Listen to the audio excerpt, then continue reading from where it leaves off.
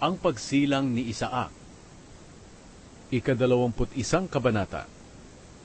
Ngayon, inalala ng Panginoon si Sara ayon sa kanyang ipinangako.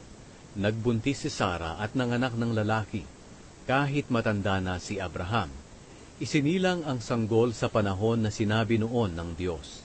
Pinangalanan ni Abraham ang sanggol na Isaac.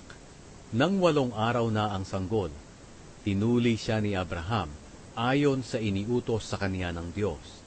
Nang ipinanganak si Isaac, 100 taong gulang na si Abraham. Sinabi ni Sara, "Pinatawa ako ng Diyos, at kahit sinong makarinig ng tungkol sa nangyari sa akin ay matatawa rin.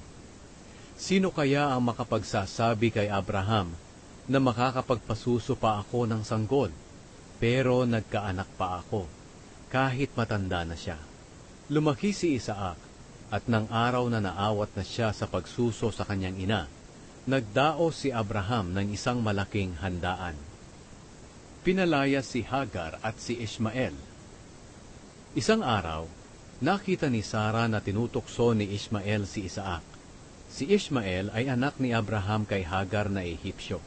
Kaya sinabi ni Sara kay Abraham, "Palayasin mo ang babaeng alipin at ang anak niya, dahil ang anak ng babaeng alipin ay hindi maaaring makibahagi sa mamanahin ng anak kong si Isaac." Labis itong ikinalungkot ni Abraham, dahil anak din niya si Ishmael. Pero sinabi ng Diyos sa kanya, "Hindi mo dapat ikalungkot ang tungkol kay Ishmael at kay Hagar. Sundin mo ang sinabi ni Sara, dahil kay Isaac magmumula ang mga lahi na aking ipinangako. At tungkol naman kay Ishmael, bibigyan ko rin siya ng maraming lahi, at magiging isang bansa rin sila, dahil anak mo rin siya." Kinabukasan, maagang kumuha si Abraham ng pagkain at tubig na nakalagay sa sisidlang balat, at inilagay niya ito sa balikat ni Hagar. Pagkatapos, umalis si Hagar kasama ang kanyang anak. Naglakbay sila sa ilang ng Beersheba na hindi alam kung saan sila pupunta.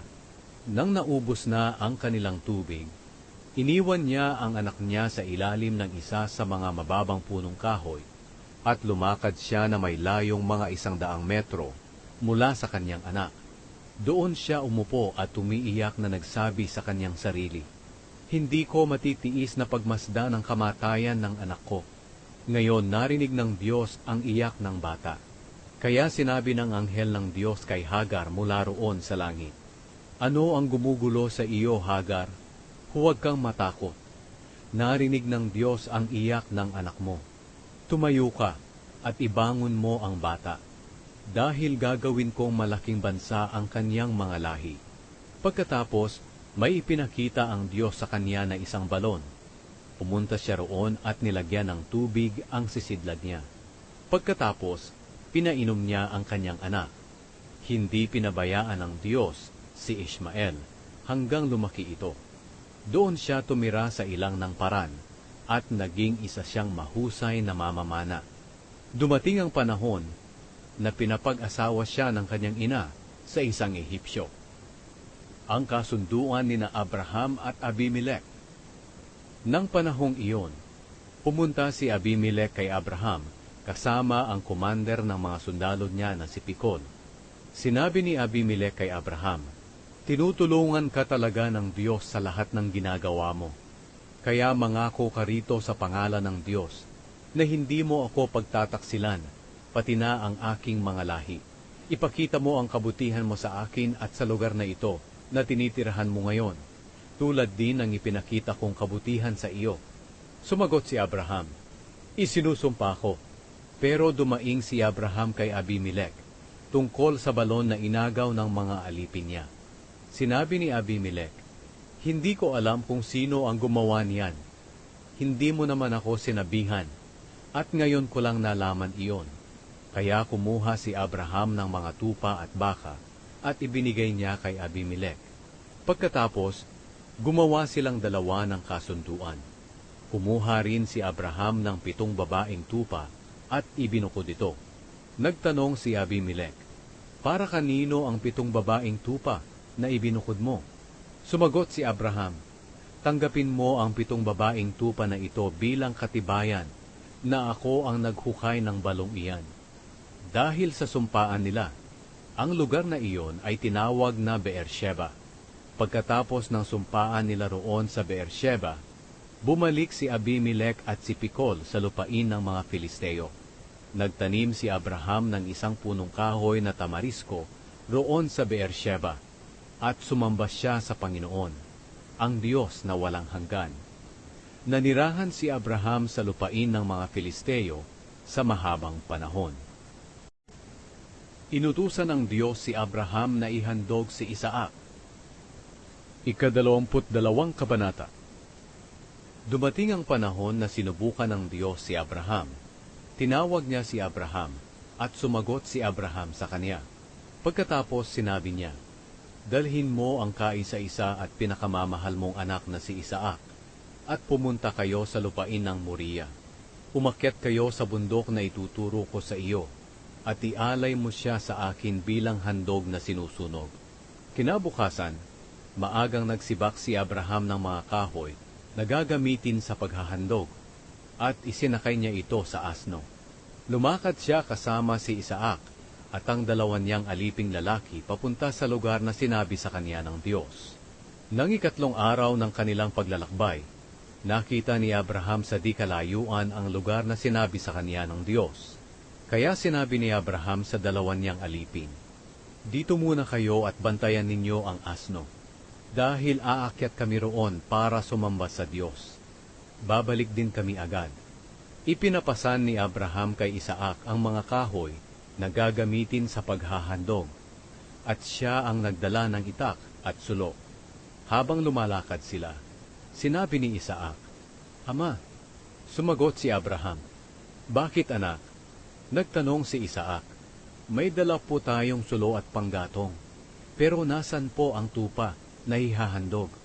Sumagot si Abraham, "Anak, ang Diyos mismo ang magbibigay sa atin ng tupang ihahandog." At nagpatuloy sila sa paglalakad. Nang dumating sila sa lugar na sinabi ng Diyos, gumawa si Abraham ng altar na bato, at inihanda niya ang mga kahoy sa ibabaw nito. Pagkatapos, iginapos niya si Isaac, at inihiga sa ibabaw ng altar. Kinuha niya ang itak, at nang papatayin na sana niya si Isaac, tinawag siya ng anghel ng Panginoon mula sa langit. "Abraham! Abraham!"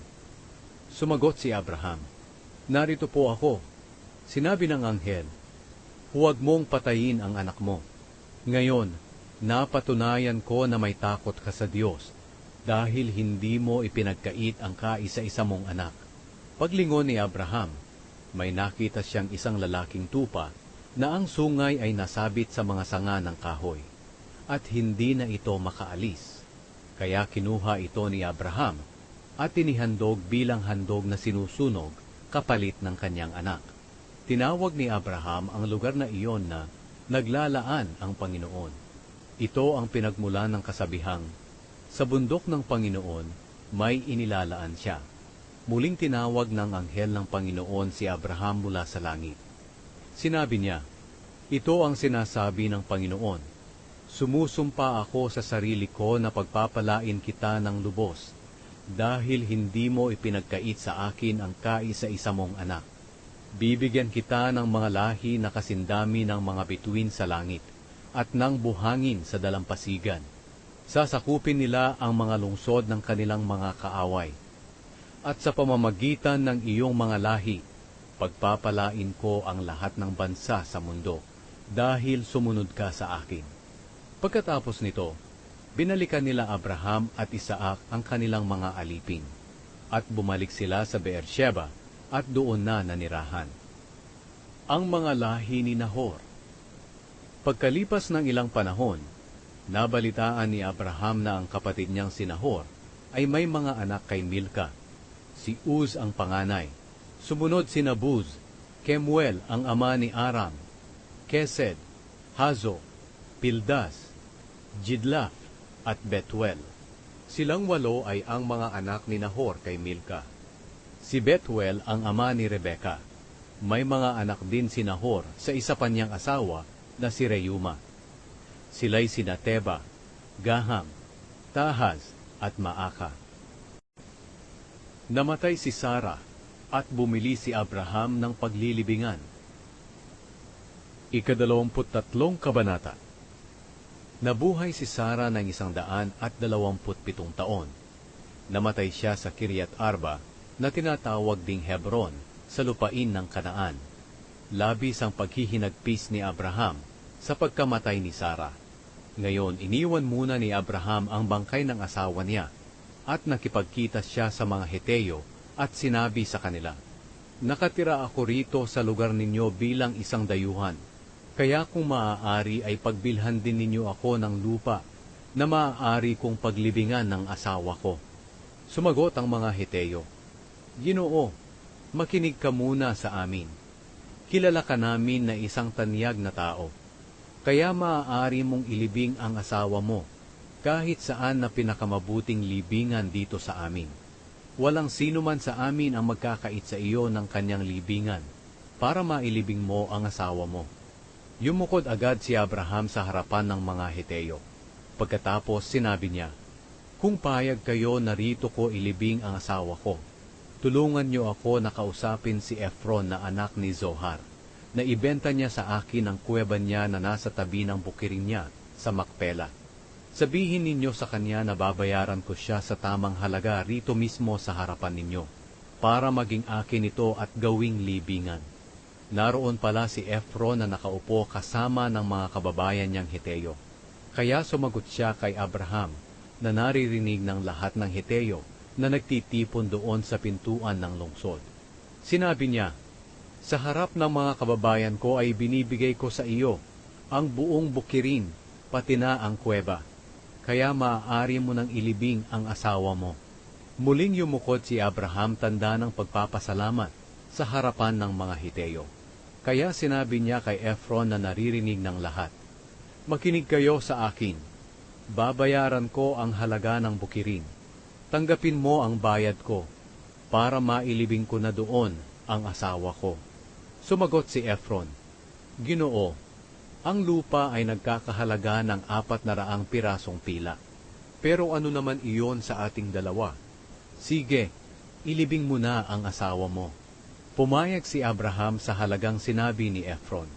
Kaya nagkilo siya ng 400 pirasong pila, ayon sa bigat na pinagbabasihan noon ng mga mangangalakan. At ipinayad niya ito kay Efron sa harap ng mga Heteo. Kaya naging pag-aari ni Abraham ang bukid ni Efron sa Makpela, sa silangan ng Mamre, pati na ang kuweba at ang mga punong kahoy sa paligid ng bukid. Saksi ang lahat ng Heteo na nagtipon doon sa pintuan ng lungsod. Inilibing agad ni Abraham si Sara sa kuweba na nasa bukirin ng Makpela, na sakop ng lupain ng Kanaan. Ang Makpela ay malapit sa Mamre na siyang Hebron, kaya ang bukid pati ang kuweba na dating pagmamay-ari ng mga Heteo ay naging kay Abraham na, at ginawa niya itong libingan. Asawa para kay Isaac. Ika-24 na kabanata. Matandang-matanda na si Abraham, at pinagpala siya ng Panginoon sa lahat ng bagay. Isang araw, kinausap niya ang tagapamahalang alipin niya na nag-aasikaso ng lahat ng ari-arian niya. "Ilagay mo ang kamay mo sa pagitan ng 2 hita ko, at sumumpa ka sa akin sa pangalan ng Panginoon, ang Diyos ng kalangitan at ng lupa, na hindi ka pipili ng taga rito sa Kanaan, na kasama nating naninirahan dito, para mapangasawa ng anak kong si Isaac. Pumunta ka sa lugar na pinanggalingan ko, at doon ka pumili ng babaeng mapapangasawa ng anak kong si Isaac, na mula sa mga kamag-anak ko." Pero nagtanong ang alipin, "Paano po kung ayaw sumama ng babae sa lugar na ito? Dadalhin ko na lang po ba si Isaac doon?" Sumagot si Abraham, "Huwag mong dalhin si Isaac doon. Dinala ako rito ng Panginoon, ang Diyos ng kalangitan, mula sa sambahayan ng aking ama, sa lugar kung saan ako isinilang. At sumumpas siya na ibibigay niya ang lupaing ito ng Kanaan sa mga lahi ko. Kaya lumakad ka, dahil magpapadala ang Panginoon ng anghel niya na sasama sa iyo, para makakita ka roon ng mapapangasawa ng anak ko. Kapag hindi sumama sa iyo ang babae, wala kang pananagutan sa pagsumpa mong ito sa akin. Pero huwag mong dadalhin doon ang anak ko. Kaya inilagay ng alipin ang kamay niya sa pagitan ng dalawang hita ni Abraham na kanyang amo. At sumumpa siya na susundin ang iniutos sa kanya. Pagkatapos, humuha ang alipin ng 10 kamelyo at mga mamahaling regalo mula sa amo niyang si Abraham. Lumakad siya agad papunta sa Aram Naharaim, ang bayan na tinitirhan ni Nahor. Pagdating ng alipin sa bayan, pinaluhod niya ang mga kamelyo malapit sa balon sa labas ng bayan. Dapit hapon noon at oras na ng pag-igib ng mga kababaihan. Nanalangin ang alipin, Panginoon, Diyos ng amo kong si Abraham, naway magtagumpay po ako sa pakay ko rito, at ipakita niyo ang kabutihan ninyo sa aking amo. Nakatayo po ako sa tabi ng balon habang umiigib ang mga babae sa bayan na ito.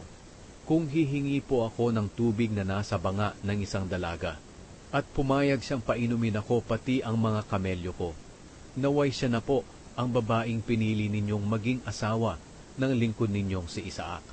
Sa ganito ko po malalaman ang pagpapakita niyo ng inyong kabutihan sa amo kong si Abraham. Hindi pa siya natatapos sa pananalangin, dumating si Rebeka na may pasan-pasan na banga sa balikat niya. Si Rebeka ay anak ni Betuel na anak ni Nahor at Milka. Si Nahor ay kapatid ni Abraham. Magandang dalaga si Rebeka at birhen pa. Bumaba siya papunta sa balon at nilagyan niya ng tubig ang kanyang banga. Pagkatapos, umakyat siya para umuwi. Nagmamadali ang alipin sa pagsalubong sa kanya at sinabi, "Pwede mo ba akong painumin sa banga mo kahit kaunti lang?" Sumagot si Rebeka, "Sige, Ginoo, uminom ka." Mula sa balikat niya, ibinaba niya agad ang banga at hinawakan ito habang umiinom ang alipin. Pagkatapos niyang painumin ang alipin, sinabi niya, "Iigib naman ako para sa mga kamelyo mo hanggang sa makainom silang lahat." Dali-dali niyang ibinuhos ang tubig sa inuman ng mga hayop at bumalik siya sa balon para muling umigib. At patuloy siya sa pag-igib hanggang sa makainom ang lahat ng kamelyo.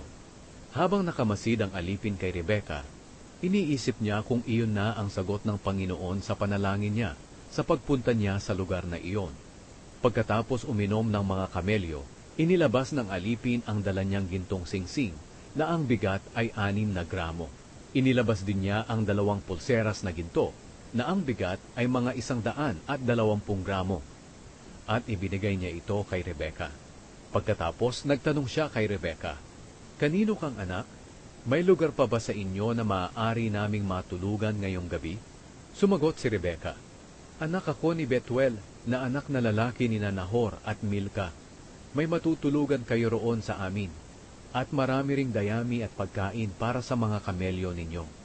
Yumukod agad ang alipin at sumamba sa Diyos. Sinabi niya, "Purihin ang Panginoon, ang Diyos ng aking amo na si Abraham. Ipinakita niya ang kanyang kabutihan sa aking amo. Ako mismo ay ginabayan niya sa pagpunta ko sa mga kamag-anak ng aking amo." Patakbong umuwi si Rebeka sa bahay ng kanyang ina at sinabi niya sa kanila ang lahat ng nangyari. Ang kapatid niyang si Laban ay naroon din na nakikinig sa sinasabi niya tungkol sa binanggit ng tao sa kanya. Nakita ni Laban ang singsing at pulseras na suot-suot ni Rebeka. Kaya tumakbo siya papunta sa balon at pumunta sa taong sinasabi ni Rebeka. Naroon pa rin ang lalaki na nakatayo malapit sa balon, sa tabi ng mga kamelyo. Sinabi ni Laban sa kanya, "Ikaw pala ang taong pinagpala ng Panginoon. Bakit pa kayo nakatayo lang diyan? Halika sa bahay, dahil inihanda ko na ang silid para sa iyo at ang lugar para sa mga kamelyo mo." Sumama ang alipin kay Laban. Pagdating nila sa bahay, ibinaba ni Laban ang mga karga ng mga kamelyo at binigyan niya agad ang mga kamelyo ng dayami at pagkain. Dinalhan din niya ng tubig ang alipin at ang mga kasama nito para makapaghugas sila ng paa. Nang mabigyan na sila ng pagkain, sinabi ng alipin, "Hindi ako kakain hanggat hindi ko pa nasasabi ang pakay ko sa pagpunta ko rito." Sumagot si Laban, "Sige, sabihin mo sa amin." Sinabi niya, "Alipin ako ni Abraham. Pinagpala ng Panginoon ang aking amo at napakayaman na niya ngayon. Binigyan siya ng Panginoon ng maraming tupa, kambing, baka, kamelyo, asno, pilak, ginto, at mga aliping lalaki at babae. Kahit matanda na ang asawa niyang si Sara, nagkaanak pa rin siya. At ang anak nilang lalaki ang siyang magmamana ng lahat ng ari-arian niya. Pinasumpa ako ng aking amo para tuparin ko ang kanyang utos. Sinabi niya, huwag kang pipili ng mapapangasawa ng anak ko rito sa mga taga-Kanaan, na ang lupain ay ang tinitirhan natin ngayon. Pumunta ka sa tahanan ng aking ama, at doon ka pumili ng mapapangasawa ng anak ko, mula sa aking mga kamag-anak. Pero nagtanong ako, paano po kung hindi sumama ang babae sa akin? Sumagot siya, ang Panginoon na sinusunod ko ay magpapadala ng anghel niya para samahan ka na mamagitan sa anak ko. Makakakita ka ng mapapangasawa ng anak ko mula sa aking mga kamag-anak sa sambahayan ng aking ama. Kung doon ka pupunta sa mga kamag-anak ko, hindi darating sa iyo ang kasamaang sinasabi ko na mangyayari kung hindi mo tutuparin ang ating sumpaan, kahit hindi nila pasamahin ang babae sa iyo. Kaya pagdating ko kanina sa balon, nanalangin ako. Sinabi ko, Panginoon, Diyos ng aking amo na si Abraham, naway magtagumpay po ako sa pakay ko rito, at ipakita niyo po ang inyong kabutihan sa aking amo. Ngayon po nakatayo ako rito sa tabi ng balon. Kung may darating po na dalagang iigib ng tubig, hihingi ako ng kaunting tubig sa kanyang banga. Kung papayag po siya na painumin ako pati ang mga kamelyo ko, naway siya na po ang babaeng pinili niyo na maging asawa ng anak ng aking amo. Hindi pa nga ako natatapos sa aking pananalangin, dumating si Rebeka na may pasan-pasan na banga sa kanyang balikat. Bumaba siya papunta sa balon at umigib. Sinabi ko sa kanya, pwede mo ba akong painumin? Ibinaba niya agad ang banga mula sa kanyang balikat at sinabi, sige, uminom ka at paiinumin ko rin ang mga kamelyo mo. Kaya uminom ako at pinainom din niya ang mga kamelyo ko. Pagkatapos tinanong ko siya kung kanino siyang anak. Sumagot siya, kay Betuel na anak na lalaki ni Nahor at Milka, at nilagyan ko ng singsing ang ilong niya at sinuotan ng mga pulseras ang kanyang braso. Yumukod ako agad at sumamba sa Panginoon. Nagpuri ako sa Panginoon, ang Diyos ng amo kong si Abraham. Siya ang gumagabay sa akin sa tamang lugar, kung saan nakita ko ang anak ng kamag-anak ng aking amo, para maging asawa ng kanyang anak. Ngayon gusto kong malaman kung ibibigay niyo na maging asawa ni Isaac si Rebeka bilang pagpapakita ng kabutihan niyo sa aking amo. Sabihin niyo na po agad para malaman ko rin kung ano ang gagawin ko.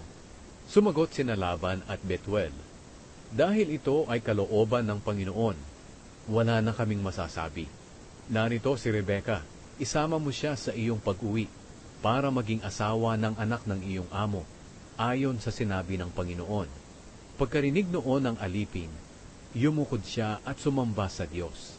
Inilabas niya agad ang dala niyang mga bagay na gawa sa pilak at ginto, mga damit, at ibinigay kay Rebeka. Binigyan din niya ng mamahaling regalo ang kapatid at ang ina ni Rebeka. Pagkatapos kumain ang alipin at ang mga kasama niya. Doon sila natulog ng gabing iyon. Paggising nila kinaumagahan, sinabi ng alipin, uuwi na ako sa amo ko. Pero sumagot ang kapatid at ang ina ni Rebeka, panatilihin niyo muna rito si Rebeka sa amin, kahit 10 araw. Pagkatapos ay makakaalis na kayo. Pero sinabi ng alipin, huwag niyo naman akong pagtagalin dito. Namagitan na ang Panginoon sa pakay ko sa pagpunta rito, kaya pabalikin niyo na ako sa amo ko. Sumagot sila, tawagin muna natin si Rebeka at tanungin kung ano ang pasya niya. Kaya tinawag nila si Rebeka at tinanong, gusto mo bang sumama sa kanya ngayon? Sumagot si Rebeka, oo, sasama ako. Kaya ipinasama nila si Rebeka pati ang tagapag-alaga niya sa alipin ni Abraham at sa mga kasama nito. Binasbasan nila si Rebeka sa kanyang pag-alis. Sinabi nila, kapatid, naway manggaling sa iyo ang maraming lahi, naway talunin ng mga lahi mo ang kanilang mga kaaway. Nang handa na ang lahat, sumakay si Rebeka at ang mga aliping babae niya sa mga kamelyo, at sumunod sila sa alipin ni Abraham. Ngayon, si Isaac ay nakatira sa Negev at kararating lang galing sa Beer Lahai-roi. Isang araw, nang magtatakip silim na, lumabas si Isaac at naglakad-lakad sa kanilang bukirin. May nakita siyang mga kamelyo na papalapit. Nang makita ni Rebeka si Isaac, bumaba siya sa kanyang kamelyo at nagtanong sa alipin ni Abraham, "Sino ang taong iyon na naglalakad sa bukid papalapit sa atin?" Sumagot ang alipin, "Siya ang aking amo na si Isaac." Kaya tinakpan ni Rebeka ang kanyang mukha ng belo. Sinabi ng alipin kay Isaac ang lahat ng ginawa niya. Pagkatapos, dinala ni Isaac si Rebeka sa toldang tinitirahan noon ng kanyang inang si Sara. Naging asawa niya si Rebeka at mahal na mahal niya ito. Kaya naibsan ang kalungkutan ni Isaac na dulot ng pagkamatay ng kanyang ina. Ang iba pang mga lahi ni Abraham. 25 kabanata. Nag-asawa ulit si Abraham at ang pangalan ng asawa niya ay Ketura. Ang mga anak nila ay sina Zimran, Jokshan, Medan, Midian, Ishbak, at Shua. Si Jokshan ang ama ni Sheba at Dedan. Ang mga lahi ni Dedan ay ang mga Asureo, Letuseo, at Leumeo. Ang mga anak na lalaki ni Midian ay sina Efa, Efer, Hanok, Abida, at Eldaa. Silang lahat ang mga lahi ni Ketura. Bago namatay si Abraham, iniwan niya ang lahat ng ari-arian niya kay Isaac.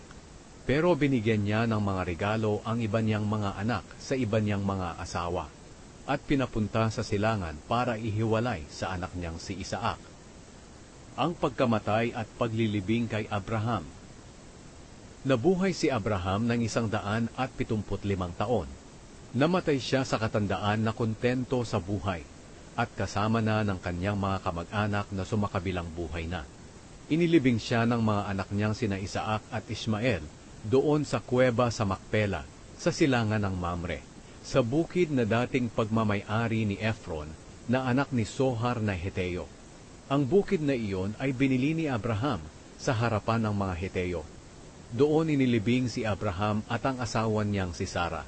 Pagkatapos mamatay ni Abraham, binasbasan ng Diyos si Isaac at doon siya nanirahan sa Beer Lahai-roi. Ang mga angkan ni Ismael. Ito ang salaysay tungkol sa pamilya ni Ismael na anak ni Abraham kay Hagar na Ehipsyo, na alipin ni Sara. Ito ang mga pangalan ng mga anak ni Ismael mula sa pinakamatanda: Nebayot, Kedar, Adbeel, Mibsam, Mishma, Duma, Masa, Hadad, Tema, Jetur, Nafis, at Kedema. Sila ang mga anak ni Ismael at naging pinuno ng 12 niyang angkan. Ang mga pangalan nila ay ang ipinangalan sa iba't ibang lugar na kanilang tinitirhan. Nabuhay si Ismael ng 137 taon. Namatay siya at kasama na ng kanyang mga kamag-anak na sumakabilang buhay na. Tumira ang mga angkan niya sa mga lugar na galing sa Havila hanggang sa Shur, sa silangan ng Ehipto na papunta sa Assyria. Kinalaban nila ang lahat ng kamag-anak nila na mga lahi ni Isaac. Ipinanganak sina Esau at Jacob. Ito ang salaysay tungkol sa pamilya ni Isaac na anak ni Abraham. Si Isaac ay 40 taong gulang nang napangasawa niya si Rebeka na anak ni Betuel na Arameo na taga Padan Aram. Si Rebeka ay kapatid ni Laban na Arameo rin. Dahil baog si Rebeka, nanalangin si Isaac sa Panginoon na magkaanak ito. Tinugon ng Panginoon ang dalangin niya. Kaya nagbuntis si Rebeka. Naramdaman niya na nagtutulakan ang kambal na sanggol sa loob ng kanyang tiyan. Sinabi ni Rebeka, "Kung ganyan lang ang mangyayari sa kanila pagdating ng panahon, mabuti pang mamatay na lang ako." Kaya nagtanong siya sa Panginoon tungkol dito. Sinabi sa kanya ng Panginoon, "Manggagaling sa 2 sanggol na nasa tiyan mo ang 2 bansa, 2 grupo ng mga tao na maglalaban-laban. Ang isa'y magiging makapangyarihan kaysa sa isa. Ang nakatatanda ay maglilingkod sa nakababata niyang kapatid." Nang nanganak na si Rebeka, kambal ang anak niya. Ang unang lumabas ay mapula-pula at balbon, kaya pinangalanan nila siyang Isaw. Nang lumabas ang ikalawa, ang kamay niya ay nakahawak sa sakong ng kanyang kapatid, kaya pinangalanan nila siyang Jacob. Si Isaac ay 60 taong gulang nang manganak si Rebeka ng kambal. Ibinenta ni Isaw ang kanyang karapatan bilang panganay. Nang lumaki na ang dalawang sanggol, naging maliksing mangangaso si Isaw at palagi lang siya sa bukid, habang si Jacob naman ay tahimik na tao at palaging nasa loob ng mga tolda. Mas nagustuhan ni Isaac si Isaw dahil mahilig siyang kumain ng mga ipinangaso ni Isaw, pero si Jacob naman ay mas nagustuhan ni Rebeka. Isang araw habang nagluluto si Jacob ng sabaw, dumating si Isaw galing sa pangangaso na gutom na gutom. Sinabi niya kay Jacob, "Pakiusap, bigyan mo nga ako ng niluluto mong mapula-pulang sabaw, dahil gutom na ako." Kaya tinatawag din si Isaw na Edom. Pero sumagot si Jacob, "Bibigyan kita nito kung ibibigay mo sa akin ang karapatan mo bilang panganay." Sinabi ni Isaw, "Sige, ano bang gagawin ko sa karapatan na iyan, kung mamamatay din lang ako sa gutom?" Sumagot si Jacob, "Kung ganoon, sumumpa ka muna sa akin." Kaya sumumpa si Isaw na mapupunta kay Jacob ang karapatan niya bilang panganay. Binigyan agad siya ni Jacob ng tinapay at sabaw. Pagkatapos niyang kumain at uminom, umalis siya agad. Dahil sa ginawang iyon ni Isaw, binaliwala niya ang karapatan niya bilang panganay. Nanirahan si Isaac sa Gerar. 26 na kabanata. Dumating ang taggutom sa lugar na tinitirahan ni Isaac. Bukod pa ito sa taggutom na nangyari noong panahon ni Abraham. Kaya pumunta si Isaac kay Abimelech, na hari ng mga Filisteo sa Gerar. Nagpakita sa kanya ang Panginoon at sinabi, "Huwag kang pupunta sa Ehipto. Manatili ka sa lugar na ituturo ko sa iyo. Dito ka lang muna manirahan dahil sasamahan kita at pagpapalain. Ibibigay ko sa iyo at sa mga lahi mo ang lahat ng lupaing ito. Tutuparin ko ang ipinangako ko sa iyong amang si Abraham. Pararamihin ko ang mga lahi mo na kasindami ng mga bituin sa langit. At ibibigay ko sa kanila ang lahat ng lupaing ito. At sa pamamagitan nila pagpapalain ko ang lahat ng tao sa mundo. Gagawin ko ito dahil sumunod si Abraham sa akin. Tinupad niya ang lahat ng aking kautusan at katuruan. Kaya roon nanirahan si Isaac sa Gerar. Kapag may nagtatanong kay Isaac na taga-Gerar tungkol sa kanyang asawa, sinasabi niyang kapatid niya si Rebeka. Maganda si Rebeka, kaya natatakot siyang sabihing asawa niya ito, dahil baka siya'y patayin nila para makuha si Rebeka. Matagal-tagal na ang pananatili ni na Isaac doon sa Gerar. At isang araw, nagkataon na dumudungaw sa bintana si Abimelech, na hari ng mga Filisteo, at nakita niyang naglalambingan sina Isaac at Rebeka. Kaya ipinatawag niya si Isaac at sinabi, "Asawa mo pala siya, bakit sinabi mo na kapatid mo siya?"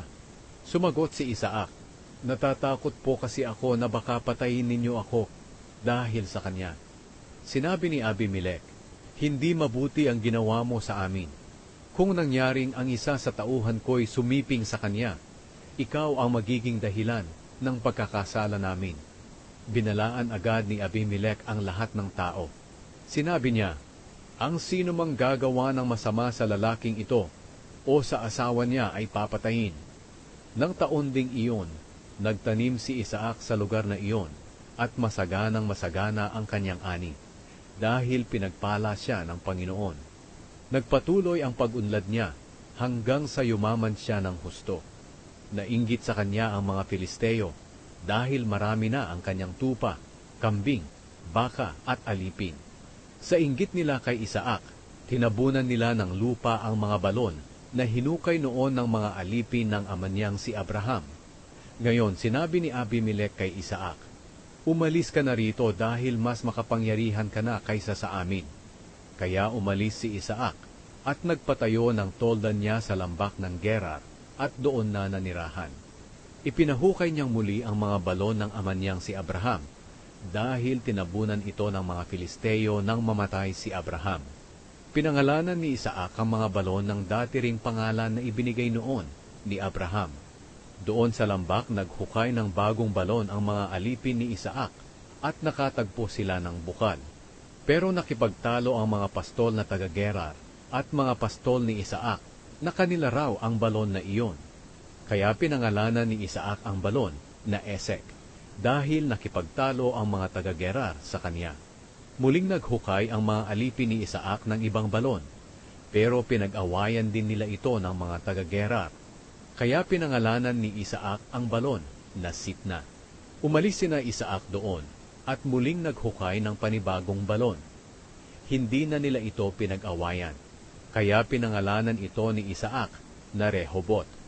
Sapagkat sinabi niya, "Ngayoy binigyan tayo ng Panginoon ng malawak na lugar para lalo pa tayong dumami sa lugar na ito." Hindi nagtagal, umalis si Isaac sa lugar na iyon at pumunta sa Beersheba. Nang gabing dumating siya, nagpakita sa kanya ang Panginoon at sinabi, "Ako ang Diyos ng iyong ama na si Abraham. Huwag kang matakot, dahil kasama mo ako. Pagpapalain kita at bibigyan ng maraming lahi, dahil kay Abraham na aking lingkod." Kaya gumawa ng altar si Isaac at sumamba sa Panginoon. Nagpatayo siya ng tolda sa lugar na iyon at nagpahukay ng balon sa kanyang mga alipin. Ang kasunduan ni na Isaac at Abimelech. Pumunta si Abimelech kay Isaac mula sa Gerar, kasama si Ahuzat na tagapayo niya at si Pikol na pinuno ng kanyang mga sundalo. Nagtanong si Isaac sa kanila, "Bakit kayo pumunta rito? Hindi ba't galit kayo sa akin, kaya pinaalis niyo ako sa lugar ninyo?" Sumagot sila, "Napatunayan namin na ang Panginoon ay kasama mo, kaya naisip namin na dapat tayong gumawa ng kasunduan na may panata. Ipangako mo sa amin na hindi mo kami gagawa ng masama, dahil hindi ka rin namin ginawa ng masama nang naroon ka pa sa amin. Inaruga ka namin ng mabuti at pinaalis ka namin ng matiwasay. Ngayon, naway pagpalain ka pa ng Panginoon." Kaya nagpahanda si Isaac para sa kanila, at nagsikain sila at nag-inuman. Kinabukasan, maaga silang nanumpas sa isa't isa. Pagkatapos, naghiwalay sila ng matiwasay. Sa araw ding iyon dumating ang mga alipin ni Isaac, at ibinalita sa kanya na may tubig ang balong hinukay nila. Pinangalanan ni Isaac ang balon na iyon na Sheba. Kaya hanggang ngayon, ang lugar na iyon ay tinatawag na Beersheba. Nag-asawa si Esau nang hindi nila kalahi. Nang 40 taong gulang na si Esau, napangasawan niya si Judith na anak ni Beeri na Heteo. Naging asawa rin niya si Basemat na anak ni Elon na Heteo rin. Ang dalawang babaeng ito ay nagbigay ng kalungkutan kina Isaac at Rebeka. Binasbasan ni Isaac si Jacob. 27 Kabanata. Matandang-matanda na si Isaac at halos hindi na makakita. Isang araw, tinawag niya ang panganay niyang anak na si Esau. Sinabi niya, "Anak," sumagot si Esau, "Narito po ako, ama." Sinabi ni Isaac, "Matanda na ako at hindi magtatagal ay mamamatay na ako. Mabuti pang kunin mo ang pana mo.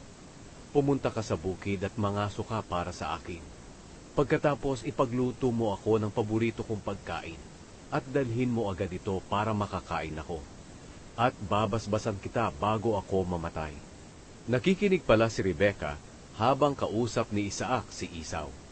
Kaya nang pumunta si Esau sa bukid para mangaso, kinausap ni Rebeka ang anak niyang si Jacob. "Narinig ko ang sinabi ng iyong ama kay Esau, na mangaso at agad siyang ipagluto ng paborito niyang pagkain. Sapagkat bago raw siya mamatay, babasbasan niya si Esau sa presensya ng Panginoon. Kaya anak, sundin mo ang iuutos ko sa iyo. Pumunta ka sa mga hayop natin, at kumuha ka ng 2 matabang batang kambing, at ipagluluto ko ang iyong ama ng paborito niyang pagkain. Pagkatapos dalhin mo ito sa kanya, para basbasan kanya bago siya mamatay." Pero sinabi ni Jacob sa kanyang ina, Alam naman po ninyo na balbon si Esau, at ako na may hindi. Baka hawakan po ako ni Ama, at malaman niyang niloloko ko lang siya, at sumpain po niya ako sa halip na basbasan.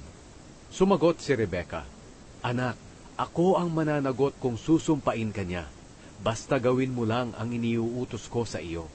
Lumakad ka na at dalhan mo ako ng kambing. Kaya kumuha si Jacob ng 2 kambing, at dinala niya sa kanyang ina, at niluto ni Rebeka ang paboritong pagkain ni Isaac. Pagkatapos, kinuha niya ang pinakamagandang damit ni Esau na nasa bahay nila, at ipinasuot kay Jacob. Nilagyan niya ng balat ng kambing ang braso ni Jacob, pati ang leeg nito na hindi balbon. Pagkatapos ibinigay niya kay Jacob ang pagkain, at ang tinapay na niluto niya. Dinala iyon ni Jacob sa kanyang ama at sinabi, Ama, sinabi ni Isaac, Sino ka ba, anak ko? Sumagot si Jacob, Ako po si Esau, ang panganay niyong anak. Nagawa ko na po ang iniutos ninyo sa akin. Bumangon po kayo at kumain ng pinangaso ko, para mabasbasan niyo po ako. Sinabi ni Isaac, Anak, paano mo ito nahuli agad? Sumagot si Jacob, Tinulungan po ako ng Panginoon na inyong Diyos. Sinabi ni Isaac, Lumapit ka sa akin, anak ko, para mahawakan kita kung ikaw nga talaga si Esau. Kaya lumapit si Jacob, at hinawakan siya ng kanyang ama at sinabi, Ang boses mo ay parang kay Jacob, pero ang braso mo ay parang kay Esau. Hindi nakilala ni Isaac si Jacob, dahil ang braso niya ay balbon din, katulad ng kay Esau. Bago niya basbasan si Jacob, nagtanong pa siya, Ikaw ba talaga si Esau? Sumagot si Jacob, Opo, ako nga po. Sinabi ni Isaac, Sige nga, dalhin mo rito ang niluto mo mula sa pinangaso mo, at pagkatapos kong kumain ay babasbasan kita. Kaya't binigyan siya ni Jacob ng makakain at maiinom, at kumain siya at uminom. Pagkatapos sinabi ni Isaac sa kanya, Lumapit ka sa akin, anak, at hagkan mo ako. Lumapit si Jacob sa kanya at hinagka ng kanyang ama.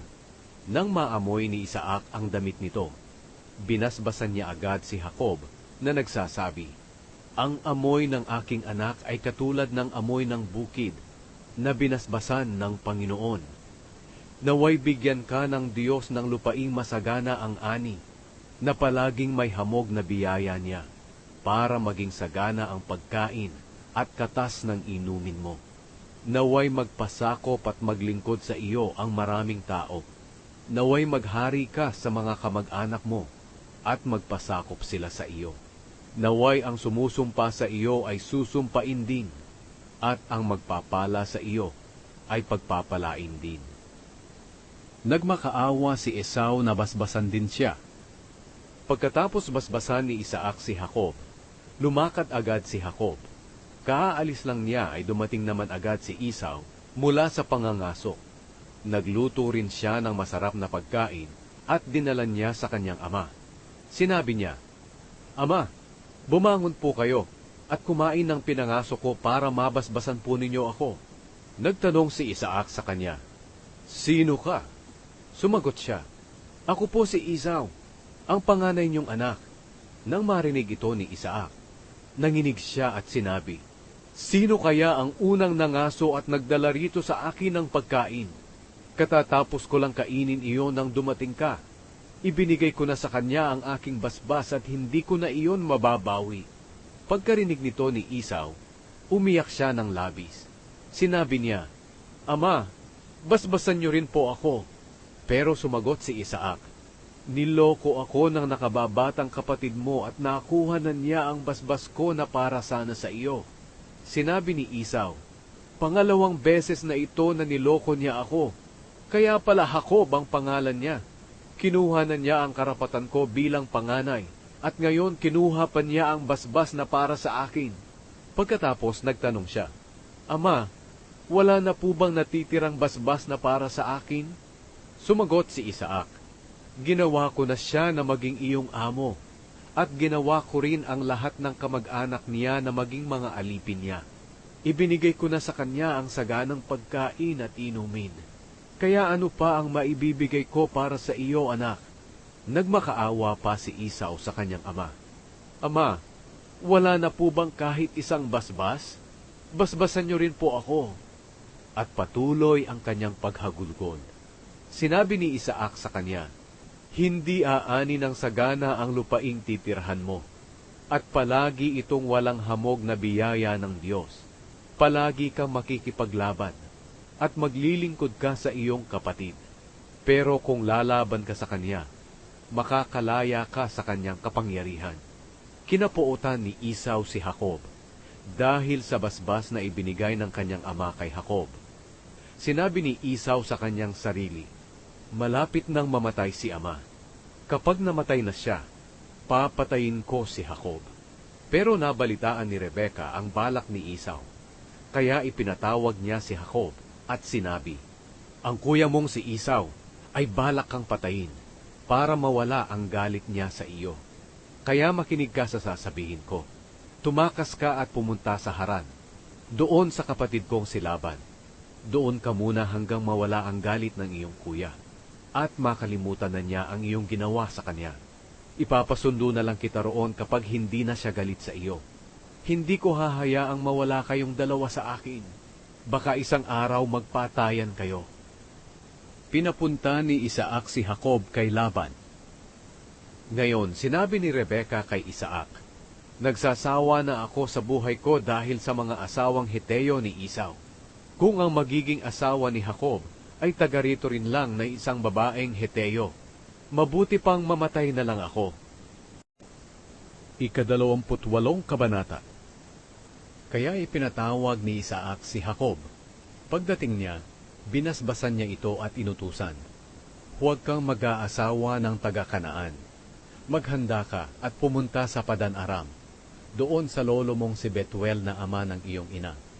Doon ka pumili ng iyong mapapangasawa sa isa sa mga dalagang anak ni Laban na kapatid ng iyong ina. Naway pagpalain ka ng makapangyarihang Diyos at bigyan ka ng maraming anak para maging ama ka ng maraming grupo ng tao. Naway ibigay din sa iyo at sa mga lahi mo ang pagpapalang ibinigay niya kay Abraham, para maging iyo ang lupaing ito na iyong tinitirhan ngayon bilang isang dayuhan. Ang lupaing ito ay ibinigay nga ng Diyos kay Abraham. Agad na pinapunta ni Isaac si Jacob sa Padan-aram, sa lugar ni Laban na anak ni Betuel na Arameo. Si Laban ay kapatid ni Rebeka, na ina ni na Jacob at Esau. Muling nag-asawa si Esau. Nalaman ni Esau na binasbasan ni Isaac si Jacob at pinapunta sa Padan-aram para roon maghanap ng mapapangasawa. Nalaman din niya na binasbasan ni Isaac si Jacob. Inutusan niya ito na huwag mag-asawa ng taga-Kanaan. At nalaman din niyang sumunod si Jacob sa magulang nila at pumunta sa Padan-aram. Dito napansin ni Esau na ayaw ng kanyang ama ang mga babaeng taga-Kanaan. Kaya pumunta siya sa tiyuhin niyang si Ishmael na anak ni Abraham kay Hagar, at napangasawa si Mahalat na kapatid ni Nebayot at anak ni Ishmael, bukod pa sa dalawang naging asawa niya. Nanaginip si Jacob sa Bethel. Umalis si Jacob sa Beersheba at lumakad papuntang Haran. Nang lumubog na ang araw, nakarating siya sa isang lugar at doon nanatili ng gabing iyon. Kumuha siya ng isang bato at ginawa niyang unan sa pagtulog niya. Ngayon, nanaginip siya na may isang hagdan na nakatayo sa lupa na abot hanggang langit. Nakita niya ang mga anghel ng Diyos na umaakyat at bumababa sa hagdan. Nakita rin niya ang Panginoon na nakatayo sa itaas ng hagdan at sinabi sa kanya, Ako ang Panginoon, ang Diyos ni Abraham at ni Isaac. Ibibigay ko sa iyo at sa mga lahi mo ang lupaing ito na iyong hinihigaan. Ang mga lahi mo ay magiging kasindami ng alikabok sa lupa. Mangangalat sila sa iba't ibang bahagi ng lupa. Sa pamamagitan mo at ng mga lahi mo, pagpapalain ko ang lahat ng tao sa mundo. Alalahanin mo palagi na kasama mo ako, at iingatan kita kahit saan ka pumunta. Pababalikin kita sa lupaing ito, at hindi kita pababayaan, hanggang sa matupad ko ang aking ipinangako sa iyo.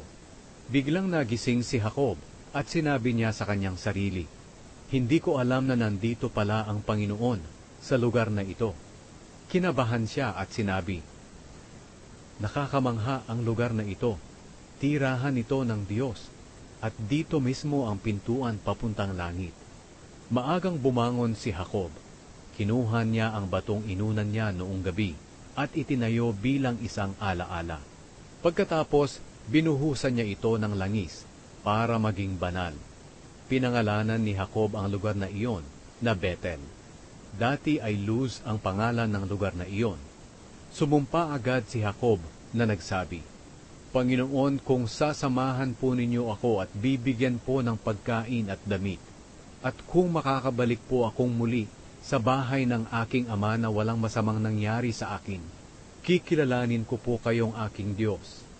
Ang bato pong ito na itinayo ko bilang isang alaala ay magpapatunay ng inyong presensya sa lugar na ito. At ibibigay ko po sa inyo ang 10 bahagi ng lahat ng ibibigay nyo sa akin." Nakarating si Jacob sa bahay ni Laban. 29 na kabanata. Nagpatuloy si Jacob sa paglalakbay niya hanggang sa nakarating siya sa lupain ng mga taga-silangan. May nakita siya roon na isang balon, at sa tabi nito ay may 3 pulutong ng tupa na nagpapahinga, dahil doon kumukuha ang mga tao ng tubig na ipinapainom sa mga tupa. Ang balon na ito ay tinatakpan ng malaking bato. Iniipon muna ng mga pastol ang lahat ng tupa bago nila pagulungin ang batong nakatakip sa balon. Pagkatapos nilang painumin ang mga tupa, muli nilang tinatakpan ang balon. Ngayon nagtanong si Jacob sa mga pastol ng tupa, "Mga kaibigan, taga saan kayo?" Sumagot sila, "Taga Haran." Muling nagtanong si Jacob, "Kilala ba ninyo si Laban na apo ni Nahor?" Sumagot sila, "Oo, kilala namin." Nagpatuloy sa pagtatanong si Jacob, "Kumusta na ba siya?" Sumagot sila, "Mabuti naman. Tingnan mo, paparating ang anak niyang si Raquel dito, kasama ang kanilang mga tupa." Sinabi ni Jacob sa kanila, "Napakaaga pa at hindi pa oras para ipunin ang mga tupa. Mabuti sigurong painumin ninyo sila at muling ipastol." Sumagot sila, "Hindi namin iyan magagawa kung hindi muna maiipon ang lahat ng tupa. Kung nandito na ang lahat, doon pa lamang namin pagugulungin ang takip na bato para sila'y painumin." Nagsasalita pa si Jacob sa kanila nang dumating si Raquel na dala ang mga tupa ng kanyang ama, dahil siya ang nagbabantay sa mga ito. Pagkakita ni Jacob kay Raquel na anak ng tiyuhin niyang si Laban na kasama ang mga tupa, pumunta siya sa balon at pinagulong ang bato at pinainom ang mga tupa ng tiyuhin niyang si Laban. Pagkatapos, hinagkan niya si Raquel at napaiyak siya sa tuwa. Sinabi niya kay Raquel, "Anak ako ni Rebeka, kaya pamangkin ako ng iyong ama." Patakbong umuwi si Raquel at sinabi sa kanyang ama. Nang marinig ni Laban na nariyan si Jacob na pamangkin niya kay Rebeka, agad niya itong sinalubong.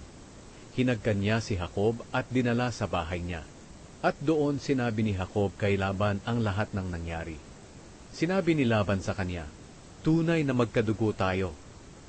Naglingkod si Jacob kay Laban dahil kina Raquel at Leah. Pagkalipas ng 1 buwan na pananatili ni Jacob kina Laban, sinabi ni Laban sa kanya, "Hindi mabuti na magtrabaho ka para sa akin na walang bayad, dahil pamangkin kita. Sabihin mo sa akin kung ano ang gusto mong ibayad ko sa iyo." May 2 anak na dalaga si Laban. Si Leah ang panganay at si Raquel ang nakababatang kapatid. Mapupungay ang mata ni Leah, pero mas maganda ang hubog ng katawan ni Raquel. Dahil may gusto si Jacob kay Raquel, sinabi niya kay Laban, "Maglilingkod po ako sa inyo ng 7 taon, kung ibibigay niyo sa akin ang kamay ni Raquel." Sumagot si Laban, "Mas mabuti pang ikaw ang mapangasawa niya kaysa sa ibang lalaki. Manatili ka na lang dito." Kaya naglingkod si Jacob kay Laban ng 7 taon para mapangasawa niya si Raquel. Dahil sa pagmamahal niya kay Raquel, parang ilang araw lang sa kanya ang 7 taon. Pagkalipas ng 7 taon, sinabi ni Jacob kay Laban, "Natapos na ang paglilingkod ko sa inyo, kaya ibigay niyo na sa akin si Raquel para magsama na kami." Pumayag si Laban. Kaya nagdaos siya ng handaan at inimbitahan niya ang lahat ng tao sa lugar na iyon. Pero kinagabihan, sa halip na si Raquel ang dalhin ni Laban kay Jacob, si Leah ang dinala niya. At sumiping si Jacob kay Leah. Ibinigay ni Laban kay Leah ang alipin niyang babae na si Zilpa para maging alipin nito. Kinabukasan, nalaman ni Jacob na si Leah pala ang kasiping niya.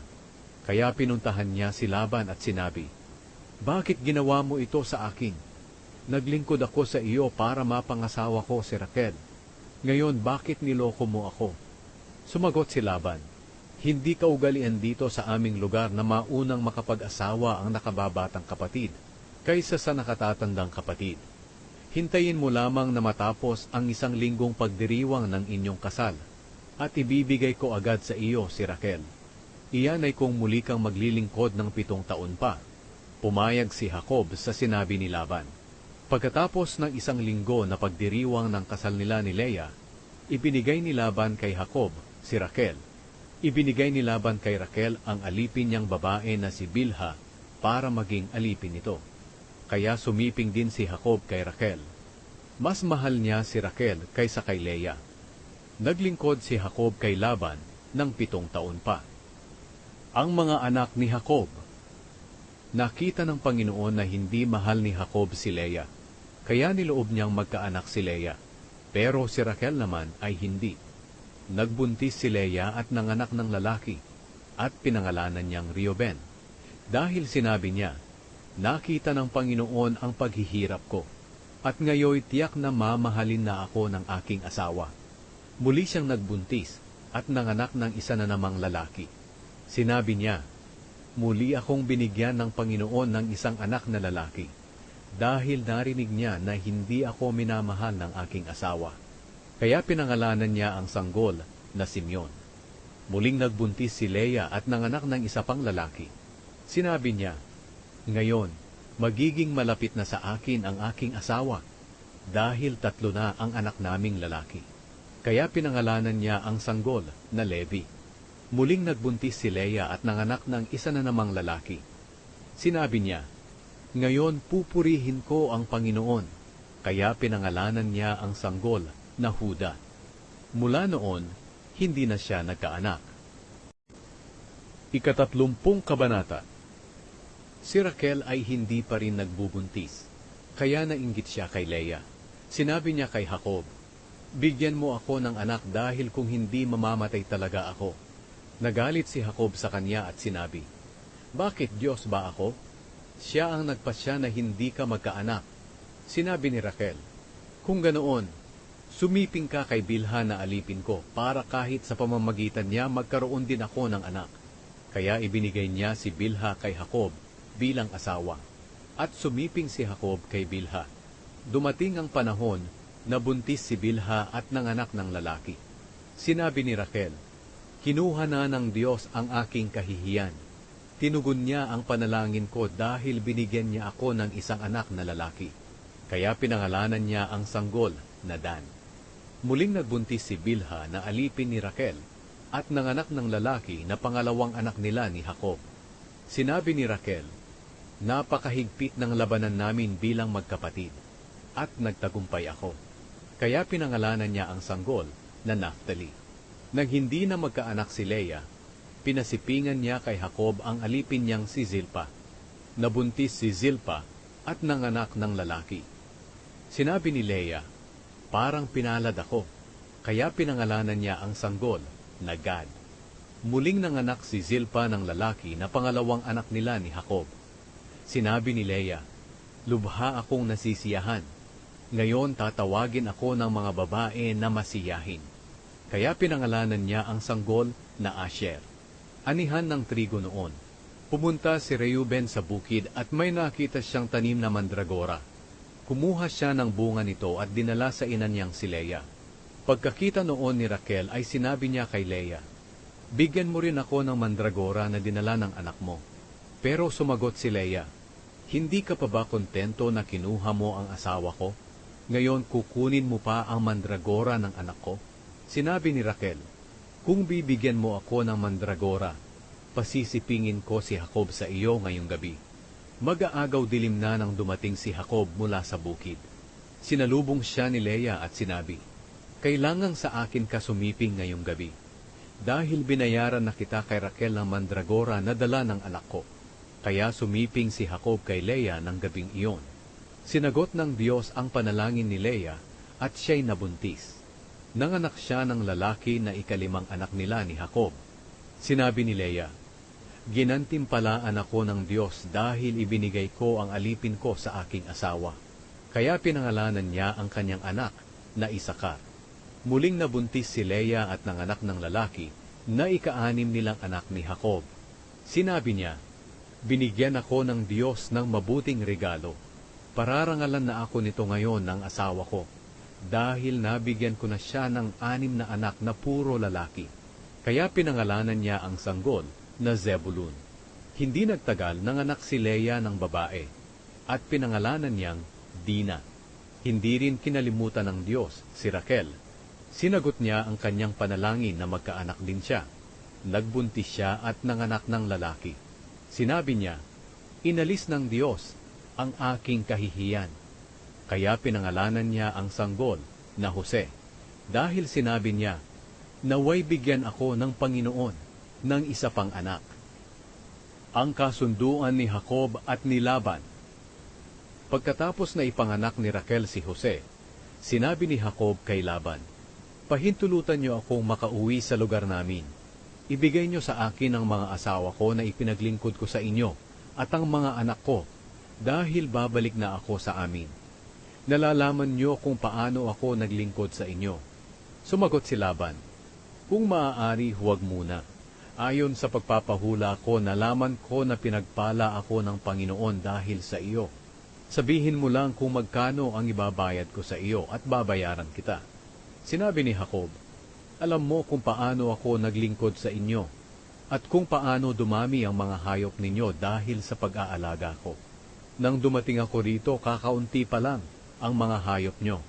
Pero ngayon ay napakarami na, dahil pinagpala kayo ng Panginoon dahil sa akin.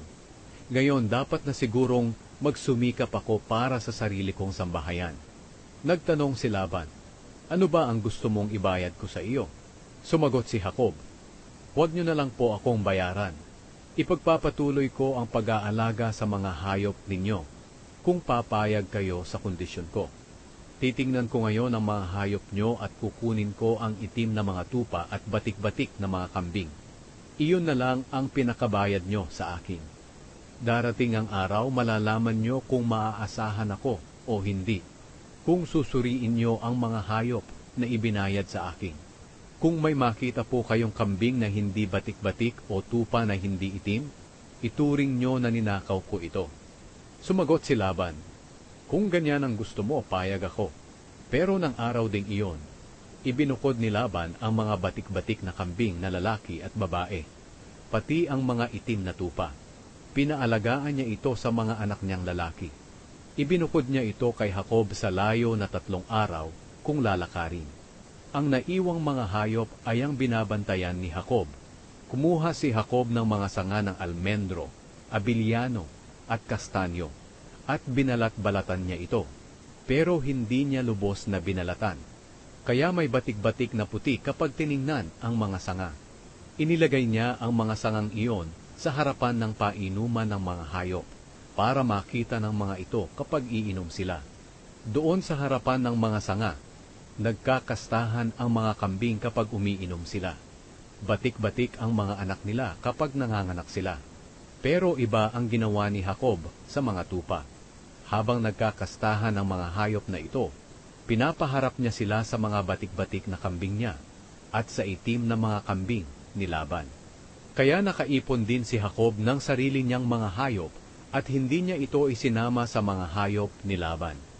Kapag nagkakastahan na ang mga hayop na maganda ang katawan doon sa pinag-iinuman, inilalagay agad ni Jacob ang mga sangang iyon sa harapan ng mga ito. Pero kapag ang mga hayop na matatamlay ang nagkakastahan, hindi niya inilalagay ang mga sanga. Kaya ang mga matatamlay ay kay Laban, at ang mga masisigla ang katawan ay kay Jacob. Sa ganitong paraan, labis na yumaman si Jacob. Dumami ang hayop niya pati na ang mga kamelyo at asno. Dumami rin ang alipin niyang lalaki at babae.